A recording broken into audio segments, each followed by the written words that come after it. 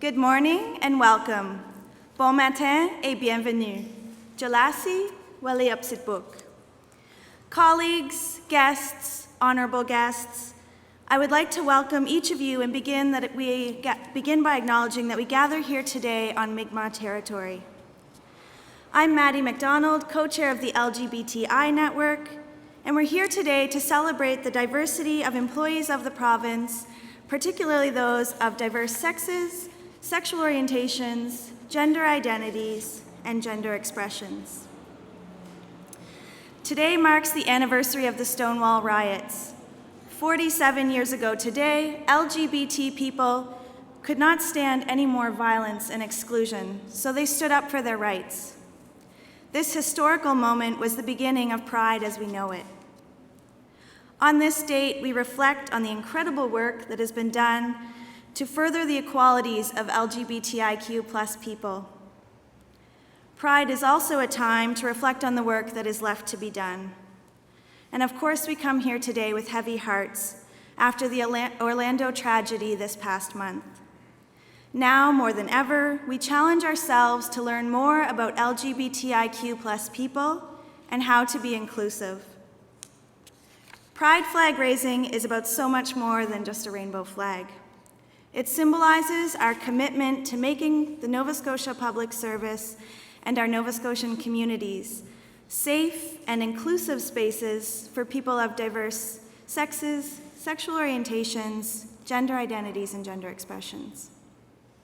It's about making space for others to be who they are and about being proud of who we are in all of our diversity. The LGBTI Network is a group of over 140 public servants who identify as LGBTIQ+ or as allies and advocates. And we do just that. We seek to make the public service a more positive and inclusive environment. As co-chair of the network, I'm pleased to introduce our first guest speaker for today. We welcome Minister of Justice, Attorney General, and Deputy Premier, Honorable Diana Whelan, who adds a valuable voice to this ceremony. Please join me in welcoming Minister Whelan.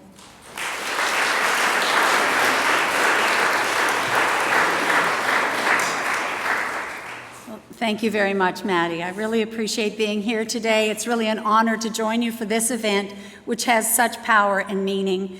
I first wanted to say that the Premier sends his regrets today. As you probably know, he's out of the country because he certainly spoke to me, and I know that it means an awful lot to him as well to support this and to be a part of your event, and I know he's here in spirit with us today.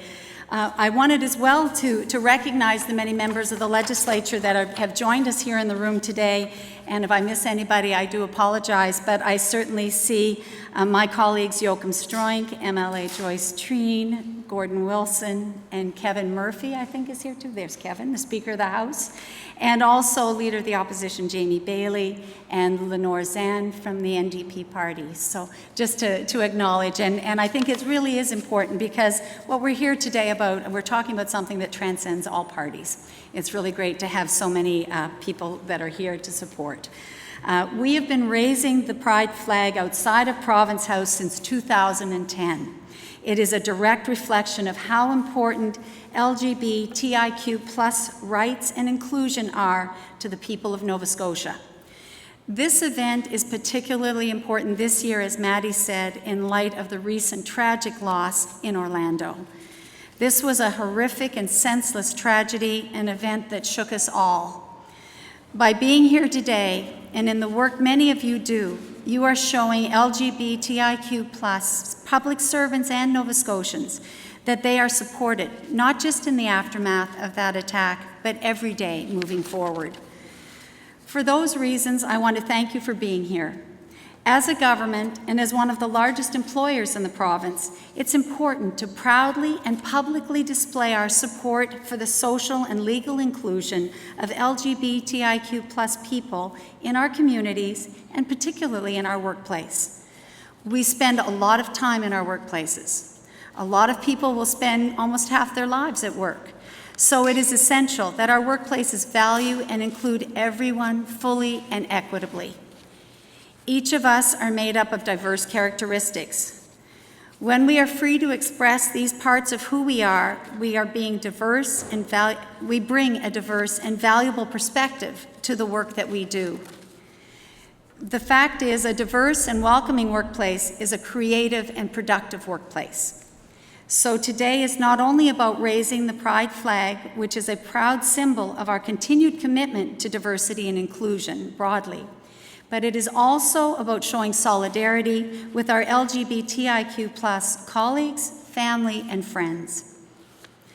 As a government, we take seriously the social and legal inclusion of people of diverse sexes, sexual orientations, and gender identities and expressions. And we have taken steps to ensure this is reflected in our laws. In 2015, we amended the Vital Statistics Act to eliminate discriminatory sections. That's why we removed the requirement for Nova Scotians to have sex reassignment surgery in order to change the sex designation on their birth certificate. We've also made it easier for people to change their name with important updates to the Change of Name Act. These were issues that were raised by the LGBTIQ+ community, and we were very proud to support them.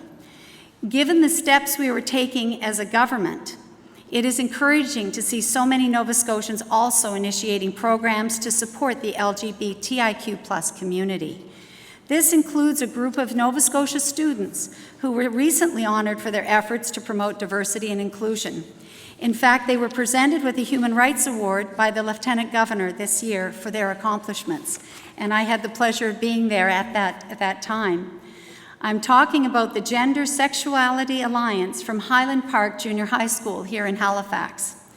Founded in 2014, the Gender Sexual Alliance provides a safe place and support for their LGBTIQ+ peers and educates the larger student body, administration, and staff about LGBTIQ+ issues. Among the group's many initiatives is the creation of a gender-neutral washroom and helping to raise awareness of the province's guidelines for supporting transgender and gender non-conforming students. As a reward for their work, the Highland Park students will be serving this year as the Halifax Pride Grand Marshals. I think we can all be excited to see that. This group of students displayed outstanding leadership and insight and set an example for all of us and for other students to follow. I know that Commissioner Langley is going to give you some information in just a few minutes on the important role that government's LGBTI network plays in making the public service a diverse and welcoming environment.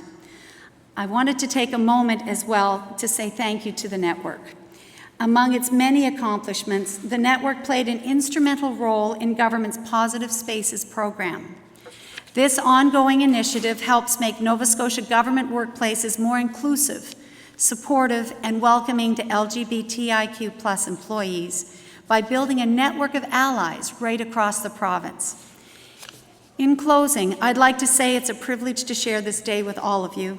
Thank you for supporting diversity and inclusion in our province, and thank you for supporting LGBTIQ+ people across Nova Scotia. Again, it's certainly my pleasure on behalf of all of us in government to wish you all the best in the upcoming month as well with all of the activities, and I look forward to taking part in the flag raising later. Thank you very much.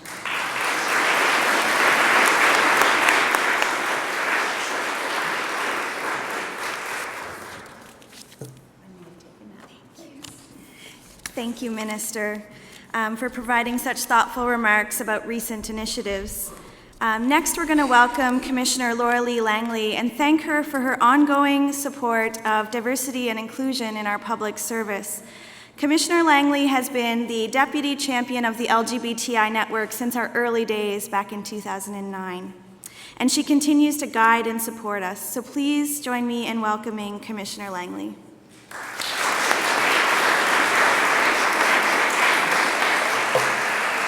Thank you, Maddie. Wow, every year I come here and I'm overwhelmed when I look out and see how many faces there are here for this event. And I understand we have a room, an overflow room, which is also filled to capacity. And so it's very moving to see that. Good morning, Minister Whalen, to all members of the Legislative Assembly who are here, and to all of you great friends who are here. It is such a pleasure to be here today as the Public Service Commissioner, but most importantly as the Deputy Champion for the provincial government's LGBTI network. Every year I mark this event on my calendar, and I really look forward to attending. I was saying to somebody on the way in, it's a second only to the Pride Parade in terms of I think, significance for me and what it means. As many of you know, I believe very strongly in making Nova Scotia's public service more welcoming and inclusive for everybody. And as Minister Whalen so beautifully said, in light of the recent tragedy in Orlando, it is important that we show our support for LGBTIQ plus colleagues, friends, and family. And I am very honored and proud to be here today among you to do just that. Today we have an opportunity to celebrate the phenomenal work on diversity and inclusion that is happening in the public service. And in particular, we have a chance to shine a spotlight on a group that is doing so much to support diversity and inclusion, the LGBTI network. Much of the work the network does translates then in through the Public Service Commission and becomes part of what we do. And it is very important that they think through and understand more intimately than anybody else how important it is, and share with us their programming in the Positive Spaces is one example. The LGBTI network is composed of more than 140 public servants who identify as lesbian, gay, bisexual, transgender, or intersex, as well as their allies and advocates. Network members are passionate and tireless volunteers. They dedicate substantial time and effort to making sure our workplace is welcoming to LGBTIQ plus employees. And judging by the events such as today's Pride flag raising, it's obvious that they're doing a great job. To those of you in the network, I think you should give yourselves a pat on the back. You should be very proud of the momentum that is building and has been building since the early days of 2009-10, when I think there were a dozen of us around a table having lunch talking about what the possibilities were, and look at today. This past year has brought some notable developments for the LGBTIQ plus public servants. One major accomplishment was the release of government's guidelines to support trans and gender variant employees. We made this historic announcement on May 17th, the International Day Against Homophobia, Transphobia, and Biphobia. And in doing so, we officially became the first provincial public service in Canada to introduce such guidelines. This is something all of us as public servants can be proud of. The guidelines expand on policies we already have and provide clarity on how trans and gender variant employees are supported and included in the workplace. I think we can all agree that the guidelines will help build a more supportive and respectful work environment. These guidelines will help remove barriers and make our workplaces more welcoming and inclusive for trans people. Specifically, the guidelines support trans and gender variant employees being able to access spaces and experience their work environment in ways that affirm their gender identity based on how they identify. So areas addressed by the guidelines include things such as safety, inclusion, and access to washroom and change room facilities, work assignments and workplace inclusion, use of an employee's identified name and pronoun, being able to wear clothing that reflects one's gender identity, respect and protection for employee confidentiality with respect to gender identity. The network has many other noteworthy accomplishments from the past year as well, including launching a 2-year strategic plan, hosting important learning opportunities for staff, such as the Transgender Day of Remembrance Lunch and Learn, and helping to broaden the understanding and awareness of issues that affecting LGBTIQ plus people. The innovative and transformational thinking that resulted in these initiatives is the foundation of a culture change in the public service, and it's a change that we are seeing every day. As a Deputy Champion of the Diversity Roundtable, I can attest to the importance of continuing to advocate for a workforce that is free from barriers and discrimination for all people. Nova Scotians need a public service that values diversity, one that is representative at all levels of work, and gives them the confidence that the work we do every day represents and reflects who they are. The tragedy in Orlando reminds us, sadly, there is still much work to be done, and as a province and an employer, we must be leaders in these changes. We are committed to providing a workplace that values diversity and inclusion, is free from barriers and discrimination. We will continue to remove barriers to employment and workplace inclusion from people of all diverse backgrounds. We want to have a supportive and inclusive workplace that allows each of us to bring our whole selves to work, each of us to be who we are when we walk through the door. A work environment that is respectful and fosters difference benefits everyone. And I can't underscore that enough, and I can't tell you that that work will ever end, but I can say that we're locking arms and leaning in. That's an expression I've been using a lot lately, but on this one we are. And I can't tell you how meaningful it is for me to stand here with you once again today to raise the Pride flag today. Thank you so much.